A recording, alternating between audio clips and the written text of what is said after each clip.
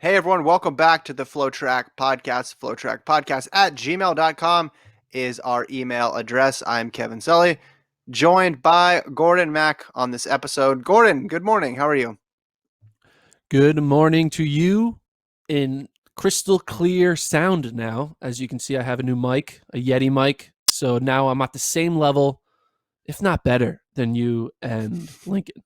I mean, I don't know what sound quality is in the rankings of sound quality between the three hosts, but I know I'm in the top three now. So before I was not ranked because I didn't have a mic, but now I'm in the top three. Before you were not eligible, you were in the they haven't quite moved up to the minimum threshold of audio to be considered, but you sound good. No excuses now, Gordon. If people don't Yes. like listening to you, it's just because of you. It's not because of the method by which your voice is transmitted. And I do get worried about that. If people don't like listening to my voice, if I stutter too much or have weird ums or whatever. And I realized that because I was listening to another podcast, a podcast that I enjoy listening to, and they had a guest on. And whenever he comes on, he has the most annoying way of talking that I've ever heard. And Mm, I had to turn it off. So hopefully I am not one of those, oh, Gordon's on the pod, skip, we'll wait for the Kevin Lincoln show. mm. Hopefully it's the other way around. Oh, Gordon's on the pod, listen, delete all the other podcasts. That's what I hope it is, but I don't know. We'll see. I will say this: I did a live show with my other podcast, House of Run, on Zoom, and one of the people we brought on asked a question, and they're like, "Oh, I was listening to the FloTrack podcast, and I was inspired by Gordon's idea of blah blah blah blah blah."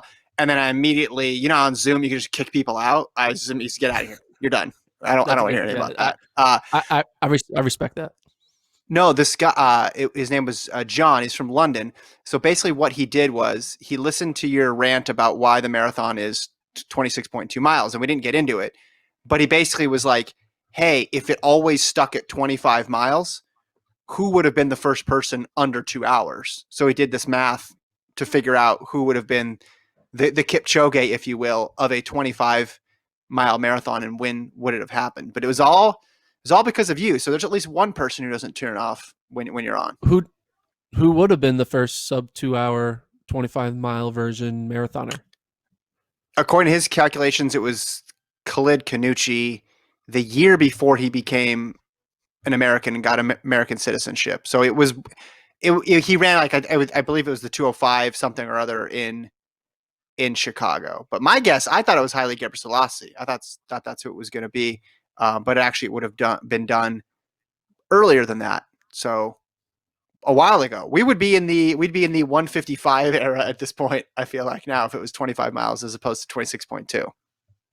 Maybe the creators of adding the 1.2 miles wanted us to have this moment in the year of 2019, 2020, where Yeah. it worked out that 2 hours was like the ultimate threshold. Because it's so weird how we are just so, like we talked about this in a pod earlier, how we are so enamored by round numbers, and Yeah. especially specifically but it has to be very round. Like 150 is not the same as 2 minutes, right? Like a Right. woman Right. breaking 2 minutes is much bigger than a man breaking 145 or 150, whatever, Mm-hmm. and it like Mm-hmm. 4 minute miles a lot more sexier than 430 mile because it has to be super round, right? And so, you know, the first woman to break 230 in a marathon isn't going to be as sexy as the first man to break 2 hours, or 215 isn't as sexy as you know what I'm trying to say. It's just weird. We Yeah. just love Well, with 0 0 0 0 0s well with the or four nine minute nine nine mile nine too. nine. Yeah. Yeah. With the 4 minute mile, the 4 60-second quarters too, I think adds to it. Like each thing is a minute, so that makes it even more simplistic. I guess the first person who breaks 140 in the 800, they're going to go 50 and 50, but that's 50 seconds isn't a minute, right? Like a minute on the dot, four times in a row is what you have to average to get under 4 minutes. So yeah, there's a lot going on there, but as a time, and this isn't anything new, but I mean, 4 minutes under four doesn't get you into the NCAA meet anymore, right? Yeah. And not even close. So But it's the still idea that, interesting when someone does it. yeah, I guess because we play into that as much as anybody else because it's something easy to hang on to, but that versus somebody running, I don't know, like 45 seconds in the 400. It's like, well, one is better than like a 45-second 400 is a lot more rare than a 3:59.99 mile, right? Yeah, but we get up more for the 3:59 because of the zeros. Yeah, we love It's zeros. weird. I think that's the moral of the story. Mm. So on today's show, let's go back a little bit. Sorry, I wasn't on. Everybody, So for the viewers who thought, why isn't Gordon on the Monday podcast? You guys people spoke were about it in wondering. the beginning. People were wondering. There's like 12 people who texted me, "Where are you?" I thought I would, give it to you and Lincoln because you guys are more knowledgeable in the marathon. If I have to be honest, I don't really like the marathon that much. I know that's a like taboo to say, but it's one of my least favorite events. We all have like favorite events, right? I would say my favorite event is ironically the 800. And I say that ironically because in my crazy theory, I think 800 would be on the chopping block of events. But my favorite event is the 800, mainly because I ran it. My second favorite event is probably the 400. Third favorite event, mile / 1500, etc. It goes down, then the 100, whatever. Keep It going. keeps We got a going. whole hour to fill. But No, I want every event. the Gordon's ranks all 36 events. No, but I marathon is not in my top 20. And I think I Well, just you're don't allowed I to just have don't that like the opinion. format. Yeah, it's just not I don't like the format of it. I don't like the duration of it. Uh the I know people like you said, you like the idea of like, oh, like the person gets a big lead and will they hold on to it? And it's the drama of Mm-hmm. like them slowly getting caught, or the drama of who's the last one to fall off. Mm-hmm. And I just don't think that's drama. I just want to see a race. I like seeing two people back and forth during a race, and I also have a short attention span. And I don't know. I I think that's just more of covered a it. Yeah. bunch of I've covered a bunch of marathons and half marathons, and literally the first 50 to 65% of the race, you're not doing anything. You're just like, okay, mile split, okay, everyone together. Like, if you can just always, I mean, people say this about baseball, right? People are like saying like baseball isn't exciting until like the ninth inning, bottom of the ninth, where there's actual pressure, right? The first few innings Sure. is kind of like everyone's showing up and hitting balls. And I kind of think that about the marathon, where it's only really exciting until the final 5K or 10K. And then sometimes it's not even exciting because the race is already decided by then. But that's just me. I know there's a lot of huge marathon stands out there. I'm just not one of them. And so when it came to appreciating the Boston Marathon, which I still appreciate, I felt like you and Lincoln would have done a better job of breaking down the memories. And you guys did a good job. I had no idea that your dad was in the 2013 Mm. marathon. That's crazy. Yeah. Yeah. He So was there as first and only. Probably won't go back again. That was quite a year to run it. I will say this: two things real quick. I feel like marathons are feast or famine when you're watching them. At least that's my impression. They're awesome, like either all time classics because something weird, crazy happens. I mean, do you remember the year? Is it Kipsang like outkicked DeCisa in New York, and it was like the end of a 1500? Like he just had like a dead sprint yeah, towards the end, and they were talking trash to it, or Kipsang was talking trash to him. Like he exchanged words with somebody in the last 200 meters of a marathon. Like that's awesome, right? Or obviously the Meb races are crazy. The Olympic trials in 2016 was nuts with Flanagan. Or you're right, it's very like chalk. It's just a procession. You kind of know who's going to win, and there's not a ton of drama. The other thing I'll say is, yeah, it takes 3 hours, but very few track meets only take 3 hours either. And I know you're only getting two events, right? You get a men's marathon and a women's marathon in that 2.5 or 3 hours versus a track meet. You could get a whole bunch of events, but I think a lot of running fans, myself included, are conditioned for it because we're just used to everything being so long, and we're used to the 17th heat of the 5,000 and the 8th heat of the steeplechase. So it doesn't seem that long because at least it's two events, men's race, women's race. Sometimes they start them at the same time and then it's over and then you go about your day. yeah. And I also like, because of the length of the marathon, that means like third place will lose by 10 minutes, and you're like, Sometimes, yeah. it's yeah, sometimes, but like it's kind of weird when like someone like says like, "Oh, I was 8th in the marathon," but you lost by like 12 Mm-hmm. minutes. And it's kind of weird to like, whereas if you're 8th in like a 5K, you're only losing by like, 5 seconds, or I don't know, depending on like whatever the event is. But like the Sure. Yeah, distance that varies though. that second to 10th are, it's kind of weird. I don't know. I just think it's like, right? Like normally when you think of someone who finishes second in a race, you think they almost won in most track races, right? Someone who gets You second can in the tell that. 100 typically almost won. But if you get second in a marathon, most of the time you did not almost win. You lose by like 45 seconds. So that's why it's kind Tell of that to weird to me too. tell that to Leonard Career. Are you going to tell this message to Leonard Career about his fourth place finish? The trials wasn't close enough for you there. Yeah, okay, but yeah, obviously we pick point the crazy like finishes and the good moments, Yeah, yeah. but I just think that a lot of times, that's It's all I got spread to say out. It's about a that. 20. It's a 20. It's a 2 hour race. So yes, it's gonna. But that makes the close races that much more exceptional. I feel like too, because wow, they've been running for 2 hours and there's no separation between these people. All right. So everybody's starved for content, including Twitter, because they posted yesterday. Propose a rule change in your favorite sport. Right. So that got posted on the FloTrack Instagram, and there was like 800 comments. So I So we're gonna wanted to read read all some of them. 800 of them. Yeah. So, I mean, right off the top, I know I don't want to cover something that we've already talked about here because we've talked about things that are somewhat related, but do you have any rule changes that you can think of off the top of your head in your favorite sport? And in this case, your favorite sport is track and field. Well, assuming my favorite sport is track and field, it's a good thing. Good assumption, as I am one of 3 guests on the FloTrack podcast. No, but my number one thing that I would want to get rid of, I think it's controversial. Exchange zones. I don't think there Okay. should be exchange zones in relays. I like I that don't see one. the I like purpose. Why are we limiting it? Why are we saying you can't run further or shorter than this distance? Hey, as long as the baton goes around 4 times and those 4 people at least hold it for at least a second each, we're mm-hmm. good. Why do we Yeah. disqualify people because you ran 121 meters and not 119 meters? It's just like stupid. That's my opinion. Yeah.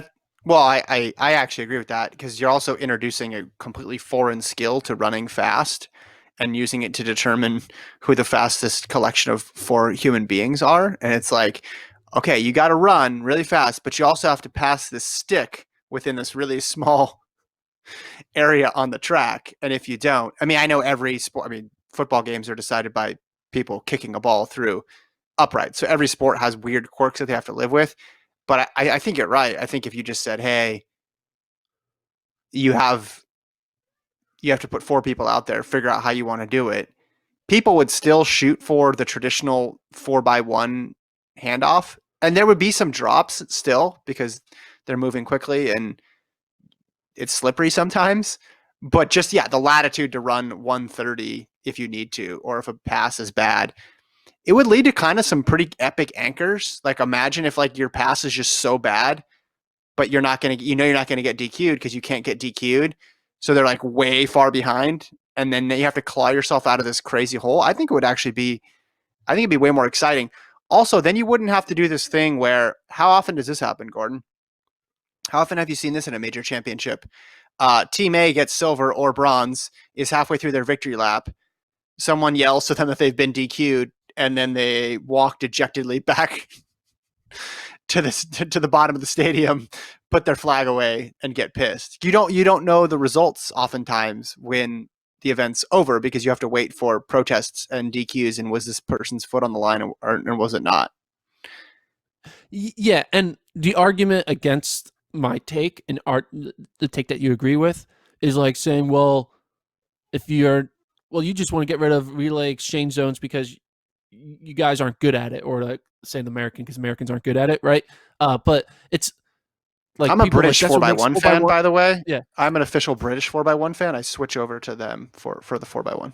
So, but the people who like exchange zones say like that's what makes it such a great event because you have to be really good at this skill and it's dramatic and like it requires practice and all this stuff. And I'm like, yeah, but we're here to watch the fastest people run. We're not here to yeah, watch exchanges. We're here to watch yes, sprinting and distance running. Mm-hmm. So like, why are we making our athletes run slower than what they can? Because literally you do run slower because you have to, you're like, you sometimes you have to slow yourself down or, I don't know. I don't know how it works. I was never a 4x1 Well, relay right, no, man, no, yeah, but you have to there's adjust. I aspects think, of not getting a pure all out effort. Like even I guarantee our world record would probably be a second faster if everyone was just allowed to not think about exchange zones and just go. yeah, the splits would be ruined, but I mean, no one cares about 4x1 splits. Those are crazy. They're not like Yeah. 4x4 splits where there's actually some historical record of them. I know people have kept bolt splits, but they're all taking off from different points, and it's an inexact science as is. I don't think anybody's going to miss that. You'd still have a little look if you want to go to the complete extreme, right? And you want to say we want to know the fastest collection of four people. Let's remove all variables. Then you'd go to my proposal, which is you have magnets on the baton and magnets in your hand. So there's like 0% chance that you drop it and it just magically gets in your hand every single time. But I think your solution of just not having exchange zones, there's still a degree of variability, right? There's still a chance for that upset. The team from Japan, the team from France, they're doing the upsweep batons as opposed to the down sweep, and they have this great chemistry together, and they can come in and they can get a medal. Like that still exists because if you have clean exchanges and you can put people in the right spots, you'd still succeed. But it also just eliminates the other part of it, the part that's just excessively rule oriented. I feel like, I mean, it's just like this mark needs to Yeah. be exactly here, right? It gets rid of that, and it allows for some pure sprinting, allows for more strategy too, like we've talked about before from the coaching, like where are you going to get the stick, how are you going to do it. I think ultimately people would decide in roughly the same regions as they are now. It just would be an easier watch, I think, too. And it's crazy. We literally are penalizing athletes for running too far. Like, oh, you ran outside of the exchange zone, so you went farther than you're allowed to. That would be like DQing a distance runner for running out in lane 4 for too long. You're making it too long of a run for you. You need to be DQ'd. You're only allowed to run Mhm. exactly this range of 5K. I Yeah. don't know. I just think that uh, they're all running 100. They're all running 400 meters as a team. It's a team event, and they're all running 400 Yeah. meters as a team. You're not. No one's running any shorter. They're not running 399 meters as a team. If someone runs an extra 2 meters, they're still all running 400 meters because the stick So can't. You know. what's to stop someone from running a 10-meter leg at the end, like letting Bolt go for 180 Well, what's stopping you meters? is that what's stopping you is not. It's not the most efficient. So you're okay. So under your And there's proposal, coaching. right? Maybe it is. So under your proposal, four people have to touch the baton, but it doesn't matter how they do it. Theoretically, and this would be a terrible strategy, the first person could run 5 meters, the second person could run 5 meters, the third person could run 5 meters, and then the last person could run 385 meters, and that'd be Yeah, legal. and Yeah. and they would get dead last, so no one would ever do it. Yeah. I'm just Right? teasing out And the yeah, proposal. It would be kind of cool though to see like, okay, we're gonna let Bolt go for 140 meters, 160. you know, Yeah. or yeah, whatever. And like we have a really good 60 guy. So like it's like, hey, you pair Bolt and the you pair your 200 guy with the 60 guy, and then you have your two 100 guys, right? And then you find a way Yeah. to make it work to go like 100, 100, 150, 50 or something like that. See, I would be okay, and people would say, well, then they'll just push the limits here. But I would be okay to say that the range is 50 to 150. So you have to run a length in between that, but then you'd get But people who why? would be like, well, I know, because then you get the situation where people are passing it at the 150, and then you're going to get the DQs there too, or Yeah. did they give it away too early? So it kind of cuts against the spirit of what we're trying to do.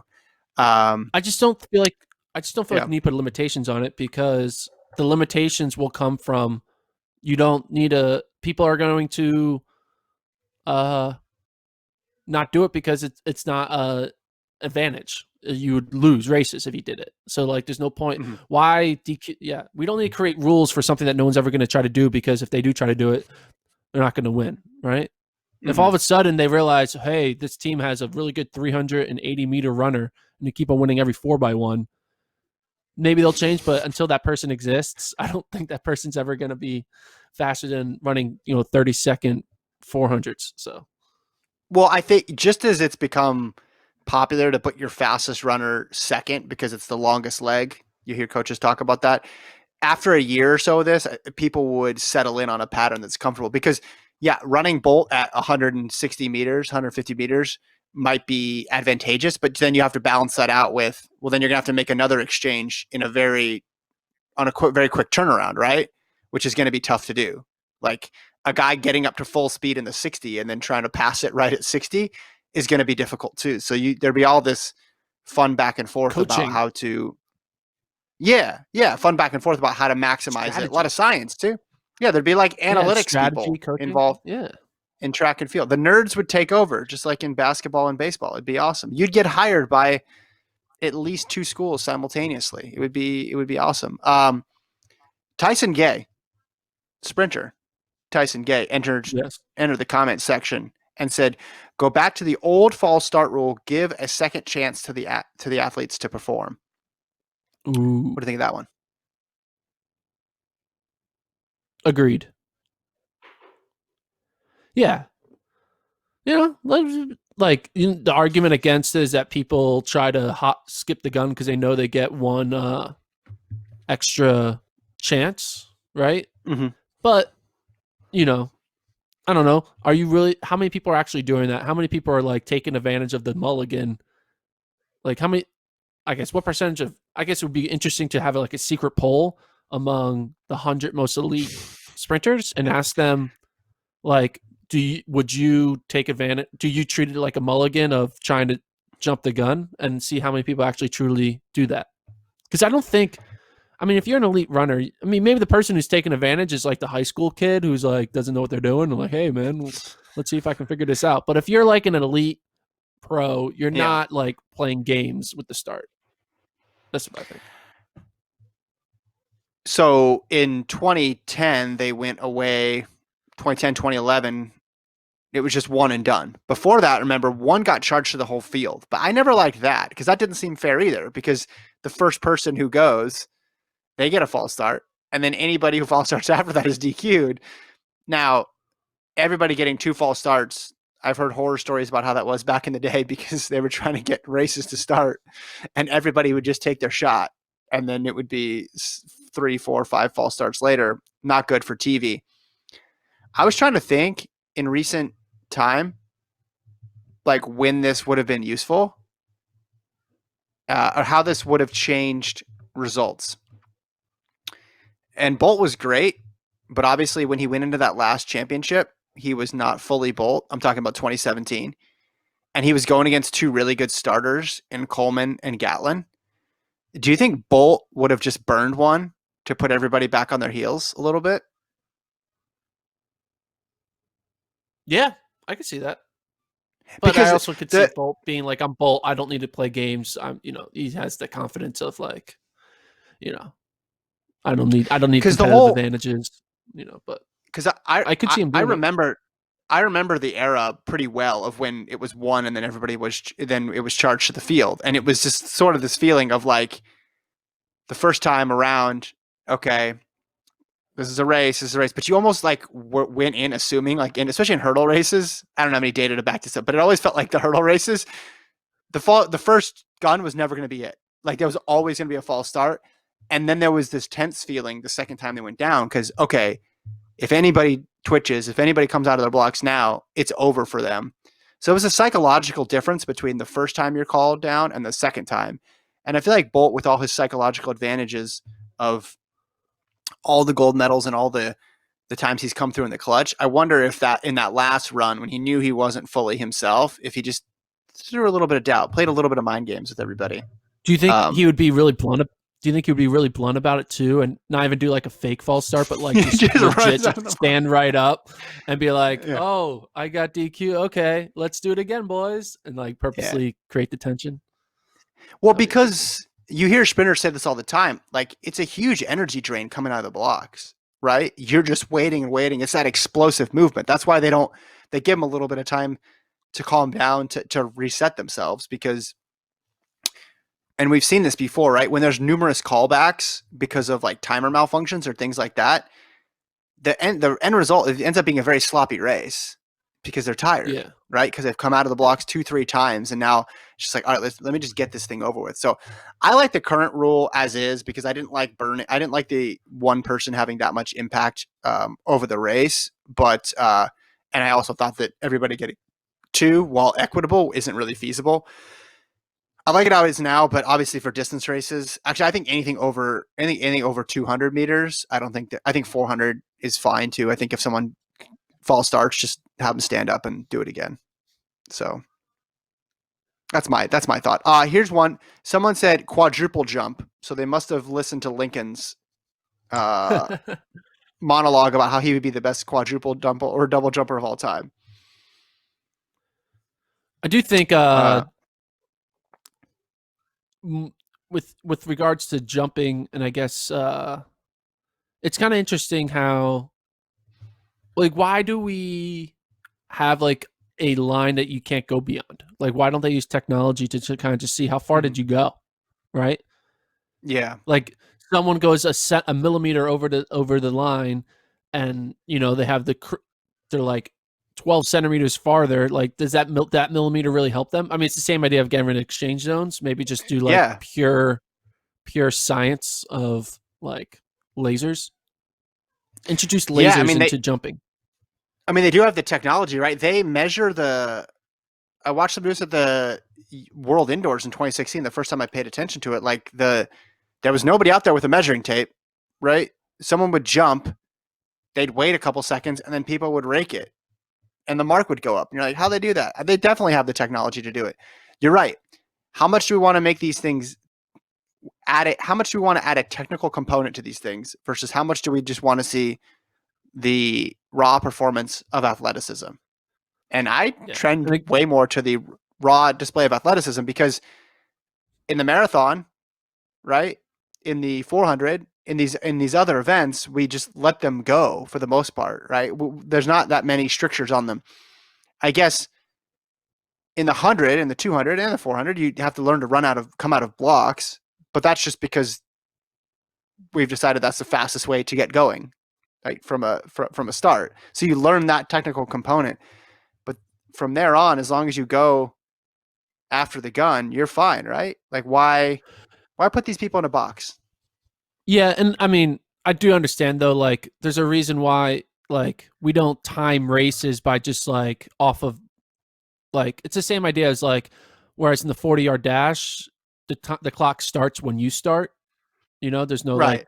delay in like start time. So in here, I mean, they think like if we're gonna not do that in running, we shouldn't do that in jumping, where you get to just pick your starting point based on wherever you leave off the ground. So I don't know. I think it is my one thing though with lasers, to get back to the lasers, because I think we need more lasers in track and field, is I think they should add lasers to the high jump and pole vault, right? Because in a high jump and pole vault, there needs to be a vertical sand pit using lasers, right? So we truly know how high you jumped or how high you vaulted.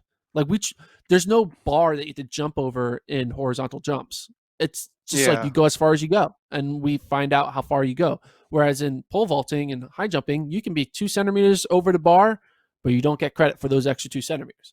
And we should start giving them credit for those centimeters. Like Mondo, when he Yeah. pole vaulted, he jumped higher. Like he clearly is better than what he vaulted, which is kind of interesting. Yeah. And we For could do some that reason, with I see those lasers. two things. Yeah. Yeah. I get what you're saying. For some reason, I see those two things as different, and I don't know why. I think maybe it's because you're approaching the bar, so your task is in front of you of clear that bar, and then you go on to the next bar. Whereas the horizontal jumps are just like, hey, go for it, go as far as you can every single time. Um, So why not measure it? I think in the horizontal jumps too, like just give them make the board way bigger, right? And say, as long as you take off in this board, at any point in this board, we're going to measure it from where you jump. not how close you get to the actual board. It'd be fun. I feel like that's something they should just like experiment with at least. I mean, they're doing all these other weird experiments with field events at Diamond Leagues, like, ooh, only we do an elimination thing, and in the end, that's like one person jumping. Like, why not? Why not do that of like the true, like your true jump number? I think that would be cool. Yeah. Or They got to even have the technology for that.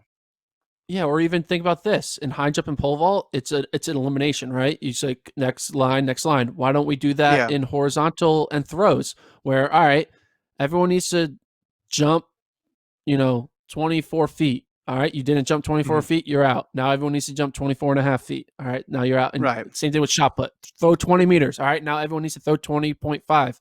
So, because the thing about jumping is like you have 6 jumps or 6 throws. Your first throw could be your gold medal winning throw or jump. Yeah. But like then it's like kind of like there's no drama to the end. So maybe you can create an elimination factor in shot and long and triple. But we're going all over the place with these jumps and throws and field events. What's another rule that we're trying to change? Yeah, well, we actually got one there about the measuring of the long jump. So it's not just you and I. How about fastest time go to the finals? None of that heat winner crap. This is what Eli says. We talked about this before. You like the 800-meter example that you gave, where it's like you have a time and anybody who does it gets in, plus the fastest in the heat. So it's a hybrid essentially. Yeah, I mean, I think that I disagree. I still think heat winners should be able to go, but I do think that we should have a time of answer. So if you run this time, I don't care if you got first, second, or 30th in your heat. You hit that time, you get to go. And I think that would be the best way to decide, because that's what they do in throwing. They have automatic qualifiers to finals if you throw over a certain mark or jump a certain mark. The counterpoint to this obviously would be something in the sprints where they get a really good wind in one heat, and then the next heat the wind completely switches, and then you're SOL basically at that point. How about walk-in music for 4x4? Sorry, go ahead. For the sprints though, when you say that, they should change. They should add wind as a fact. They should adjust times based on wind. So obviously they have like top 2 go, and say there's 3 heats, right? Top 2 all go, and then the next 2 fastest. Those next 2 fastest, their times should be converted based on the wind they had to make it truly fair. Because if you had a headwind and you can get third, and then another person has a tailwind and gets third, that should be accounted for.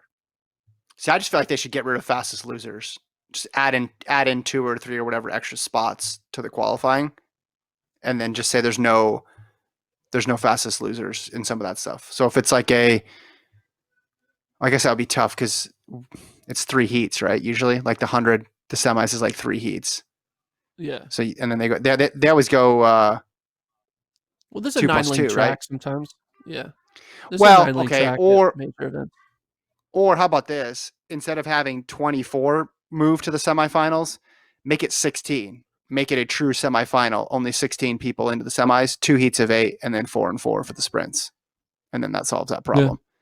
Yeah. Don't advance 24 into the semis. Okay. So 4x4 walk-up music. That's a rule change. I don't know. This Ethan wants 4x4 walk-up music, and I wanted to give him a stage here. I'm for it. Relays and cross country. You like relays? You like cross country, Gordon? Relays and cross country. That does not. What does that mean? Like everyone runs what? Like 5K, and I have to watch like a 4x5K. No, I'm not watching that. I'm not watching. Maybe a marathon relay. How about winning? Awful. Here. We're gonna get into some NCAA stuff, so you'll like this. Winner of conference in cross country automatically qualifies the team to NCAAs. That's from Runner of Steel. No, I don't like that. I like it. I'm in. Win and you're in. There's 30 conferences. It's not the March Madness. I don't know. Yes, let's make it like March Madness, but in November. 64 teams on the line. You get some play-in meets as well. I'm here for it. I like it. We got some waterfall start for well, someone wants waterfall start in the 200. Another person said waterfall start in the 400. I like waterfall start at 200. That'd be wild. Yeah. Put some more I will say contact this. into our sport. Yes, I would do away with the 2-heat final in indoors, but that's not a controversial opinion. 4x8 in the Olympics, Dylan says. That'll be good. I like that. 4x8 needs to be an event everywhere. They need to get rid of the DMR for indoor and turn it into a 4x8, and they need to add 4x8 to outdoor, add 4x8 as a international event. I did mention earlier that like about relays, how in like one of the first podcasts we did, how we should send a relay. We should have a relay championship to pick our relay team as opposed to just picking our 4 fastest individuals, to kind of make it more of like a team sport where it's like, oh man, like I'm going all in on trying to, then it's like it adds more of a team aspect to the US trials, because then you're all thinking about your training group. So there's like this sprint training, like the Noah Lyles training group going up against the Christian Coleman training group. And we saw them race, but maybe Lyles is going all in on the relay version, stuff like that. But that'll never happen. A lot of these rule changes will never happen. That's what's great about this. This track just never changes. Yeah, I was thinking about adding relays to the Olympics, and I'm with you. Like 4x8 would be my first choice, but on another podcast I was discussing it, and I actually thought the sprint medley 2248 would be my second choice to add, and actually I could see that one being added before 4x8 because it would involve a lot more countries, whereas 4x8 I think excludes a lot of countries, and they would want something where a lot of people could participate, because I think anything that ends in an 800 is awesome, especially something that's going to be really close going into the 800. And I think 2248 would be pretty cool to see. And I'm not like a huge sprint medley fan, but I think within the context of like the Olympics, if you start thinking about the different teams that countries can put together, it gets pretty cool. It gets pretty interesting. 4x8, I feel like it'd be right now, it's US versus Kenya all the time. The 2-2 part though is just so like negligible, because the difference between the 2 best 200-meter runners on one country versus the 2 worst 200-meter runners on one country is probably going to be a difference of what, a second? Right? Yeah, but second and a half. And what's but the it difference? Allows them to. But like a second is nothing in an 800, right? Like, if but 145 guy's going up against a 144 guy, the 145 guy could beat him. Yeah, but I mean, riddle me this though. I mean, in this scenario, I'm not using made-up sprinters. Let's take South Africa, right? Let's take South Africa. You got Van Niekerk in the 4. Let's do South Africa versus Kenya 4x sprint medley showdown, hypothetical, right? So you have someone like Simbine, Jabunwana, or Munyai, one of those guys that Lincoln does not think is actually that fast because he disrespects the performances out of that country and gets hate mail. You have those two guys. They run 40 seconds. They run 40 seconds? They run what? 40 seconds. Yes. Combined. It's just, yes. Hypothetically, let's say they run 40 seconds. Let's say this is like awesome Van Niekerk, right? Well, let's back up. Okay. So say they run 40 seconds and Kenya's duo, and I know Kenya's had good 200-meter runners in the past, but let's just say South Africa is 40, a second ahead. Yeah, let's just say 40, a second, right? Yeah. So it's 40 to 41. Okay. Then the 400 goes. And let's just say it's Emmanuel Career versus Wade Van Niekerk. And just for the sake of argument, I know you're going to argue with me on this, but let's just say Van Niekerk is a second ahead. That might be too low for some people. That might be too high, but let's just say it's not going to be a second ahead. I mean, Career is going to split 43 seconds. Okay, but I'm just saying, sake of argument, the man's run 43.03. Let's put a little bit of respect on him. Okay, so now South Africa's plus 2, right? Yeah, plus 2 going into the anchor. Now, Kenya will be able to close with a 143. It's going to be close. Yeah, 143 to versus 145. The 45 guy. Yeah. I mean, They do? I go on Telestopage and figure out who South Africa's best 800-meter runner was last year. But I'm saying it's at least interesting then, right? That's a 2-second gap going into the last leg of an 800. So it's not a complete formality as to who wins. Okay. Well, let's take out South Africa and do Kenya versus America. Yeah. We're gonna run what 39.75 in the 200s, okay. Right? Yeah. And we throw. Yeah. I mean, we do. What's going to be? We'll probably do Lyles and Norman in the 2. In the 400, you put Fred Curley, and then in the 800, you put Donovan Brazier. That's not even a race. It's over, right? Yeah. Well, because right now the U.S. happens to have the best 800-meter runner, so you're right. And in the rare instances when the U.S. has the best 800-meter runner, chances are they're probably going to be pretty good in the 2 and the 4, and they'll be fine. But that doesn't always happen. I just think it'll be like the DMR, where the team with the best miler, whoever has Yair Nagus, is going to win. Where Notre Dame is not eligible for the World Championships. No, I get what you're saying, but the 4x8, who's involved in a 4x8 right now for the men or for the women? Like Great Britain would have a good women's team. Poland would have a good men's team. But primarily on both the men's and women's side, you're looking at a lot of US and a lot of Kenya year in and year out. I think a sprint medley, you only need to have one decent 800-meter runner. You don't need to have 4. But the argument, though, that it's a lot of US and a lot of Kenya, you could say that for like the 4x1 or for the 4x4. Like there's dominant, like the 4x1, it's a lot of Jamaica. No, there's it's batons, a lot of, though. You know what I mean? There's batons, though. I don't know. Yeah. I'm just saying when it's longer, you can't, in a 4x1, it's okay if it's a blowout because it's over in 40 seconds. In the 4x4, it's been a blowout a lot, right? And okay, it's over in 3.5 minutes for the women. Whereas like a 7-minute blowout is boring. Yeah, I get. Do you remember those World Relays races when they did DMRs and 4x8s and things like that? Yeah. I was there. Okay. Well, I don't need to tell you then. I don't know. But no, it was dramatic, man. Watching David Torrance run like with Kiprop in his, what is it, 4x15? Yeah, he went out and like. Oh, that was the 4x15. That's right. He like went out in like 1:51. With Kenya. He just like did not, like, he stayed with there till like, he didn't die until like 300 meters to go. But it was like the most like, I'm going for broke. Like his 1,200 meter split was like 2:51. He was just like, I'm going for it. And then, Yeah. But I'm saying when I was thinking about this, I talked myself into liking the sprint medley more than I thought I would. Just when I was thinking of it and how it would be practically applied to different What countries. About a 4.488? So you create an entirely new relay? I mean, yeah. I mean, we do. I just think relays. Those are random. So 4.488 might be good because a 4x4 is still like, everyone is still in it after the second leg for the most part, right? Yeah. Nobody wants to get rid of the 4x4. We all love the 4x4.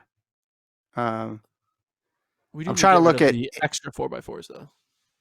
All right, what other? Yeah, what other? No, there's 800 comments. Are all of them just tagging other people, being like, "Yo, check this out"?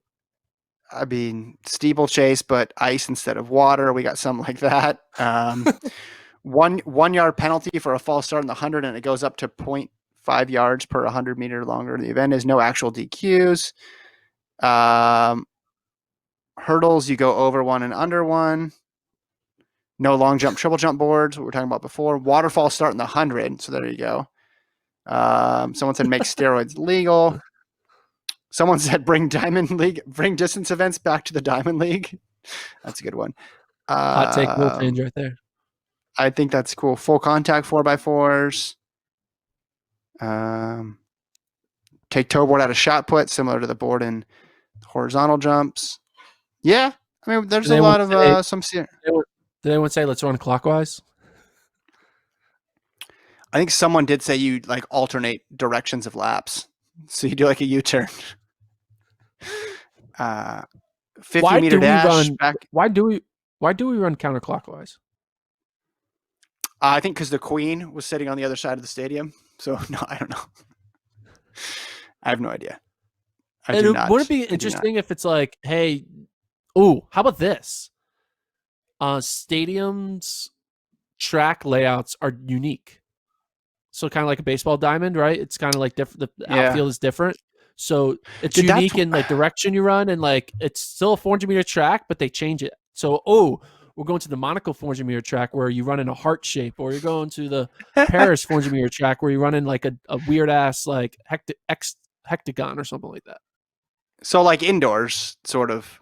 Like you don't know what the contours of the track are going to be. Could be flat, could be Yeah, banked, could be a super could be steep bank. Well, I squirrely. always It liked could just have a little bit of an uphill. It could have a little bit of a downhill. It'll be a little that'd wild. be kind of cool.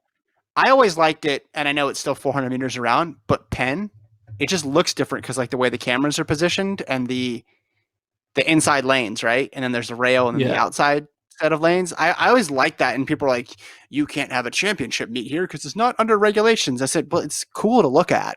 And that's what I really care about here. Like, who cares, right? It's Penn Relays. They have the it's historic 400 venue. meters. Let Yeah. Yeah. But you know what I'm Wait, so saying? Like when you watch a Penn Relays, it looks different. if a world record is run at Penn Relays, does it count? This is, Because of the placement of the rail, I think it does. I just think it can't. There's some other logistical thing. I don't know. You're the Pennsylvania guy. How do you not know this? I don't know. It counts, right? Hmm. Well, you say not regulation. I think it doesn't have specs for like a U.S. championship, right? With like it needs to have this many runways and this many things, and Like our someone own made smarter than up us. regulations. Okay. Our I mean, self-imposed okay. regulations. Okay, well, here's what I do know. I do know that before they did the 5,000 in the woods for BTC last year, they got a rail that was the old Hayward Field rail, right? That's where they found the rail, I think. And they brought somebody out to survey the track. They measured it and they got it certified pretty quickly and it was good to go. And that's a track around a forest. So I think if a track around a forest is okay, I think Penn Relays should be okay.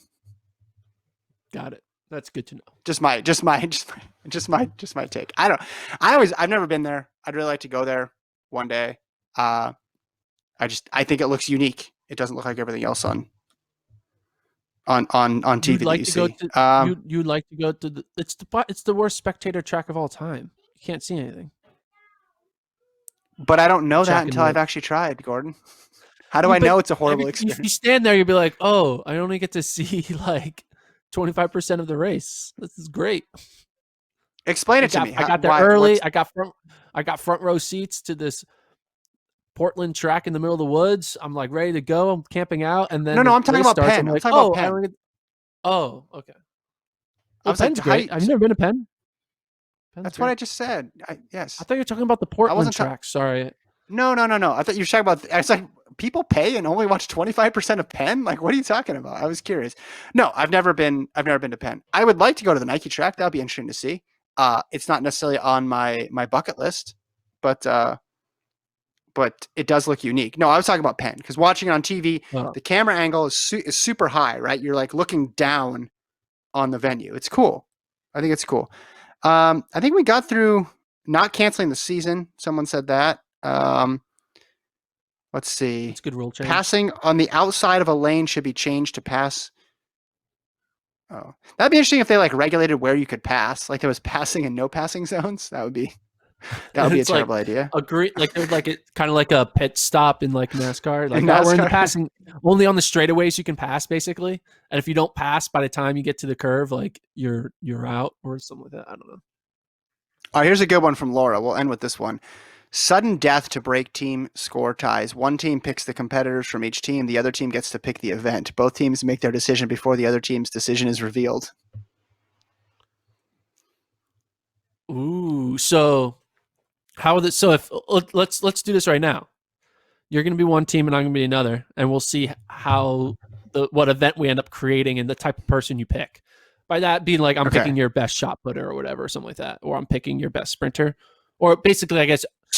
So we have to assume that like, okay, we'll say your worst shot putter, but if we're I guess to assume that you're good because you're in the meet. So let's take out that like your worst runner, Okay. right? It's your worst runner, but yeah, I guess it's your worst, but it's not like your local 5K runner. It's like the worst that's actually on varsity that is competing, right? Well, so let's say this is the NCAA championships. Let's say this is literally Okay. the NCAA championships. Okay, so NCAA championships, and what team are you? I guess I'm NAU, and you're Florida. Okay. Or I'm NAU and you're LSU. And we're talking Okay. about indoors. I'm LSU. All right. Okay. You're The LSU men's and I'm team. yeah, and so you get to pick one of my athletes, and then I get to pick the event. Is that how it works? Man, Laura, you got to send in better. I think that's what Hold it on. is. Let me. I think that's what it is. You Hold on. It's way at the bottom of the comments. This is going to take me a little while. I want to make sure I get this right. I like this. So you're saying I pick both the athletes and then you pick the event, but I don't tell you? No, Is that right? I think you pick. Yeah, you pick the athletes. You pick both hold athletes. on, I'm getting closer. And then I pick the event, but I don't tell you what event I'm deciding on. I mean, it's gonna be easy for this. I'm gonna pick the 5K, and then LSU's gonna lose because no matter who you race, in my 5K, yeah, I don't know. Gonna lose. What's a better way to do it then? Okay, found it. She says one team picks the competitors from each team, the other team gets to pick the event. Okay. So I guess in this situation, so under that circumstance, that would not work. Because it would be obviously you'd pick, if you were picking the event, you just pick long jump or sprinting, and So let's do how about let's flash forward to outdoor last year, where it was Texas Tech and Houston and Florida, right? So I'll be Houston and you be Florida. We'll just do it like that, right? Because you have Grant Holloway's, I have Montgomery's, Mario Burke's, all this stuff. So we're both sprint jump schools, right? Okay. So you're Florida and I'm Houston. You got to pick the athlete, and I'm going to pick the event. So I just did it in my head. You got the two athletes who you're racing on my team. I have my athlete and then I have your athlete. Yes, I have my matchup. I'm picking the event. I have my yes, and I'm picking the event. I'm not gonna lie. Yeah, you pick the event. Okay, hold on. So I know what event not to pick because I think I know what athlete you're picking. So, I'm gonna pick.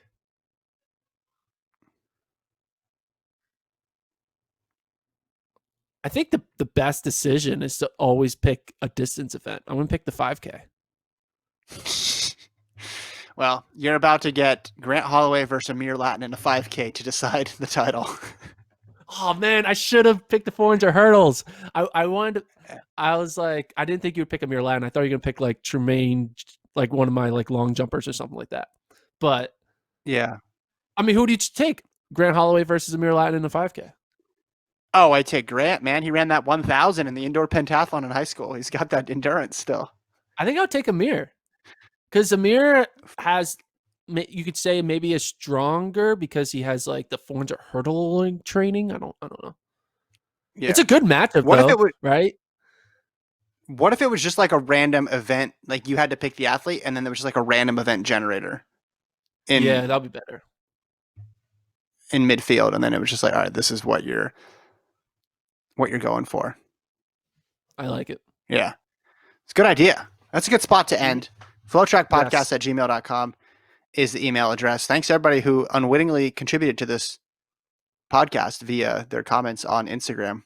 We appreciate it. Tomorrow's going to be a Gordon and Lincoln episode, guys. Buckle up. I'm going to make sure I download on all the podcast platforms, Apple, Spotify, Stitcher, etc. Gordon's voice is ready to roll. We're going to cast the Michael Jordan documentary with track athletes. That's what we're going to do. I don't know. Is that what we're going to do? That. Maybe. I don't know. We'll see. Did you watch Michael Jordan doc? I did, and Lincoln is a Bulls fan, so I'm sure he will gladly do any Bulls-related content with you tomorrow.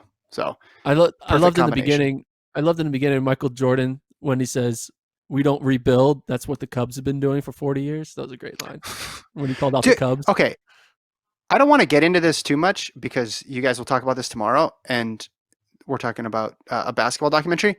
But did it just surprise you how candid everybody was not in the documentary interviews, but at the time?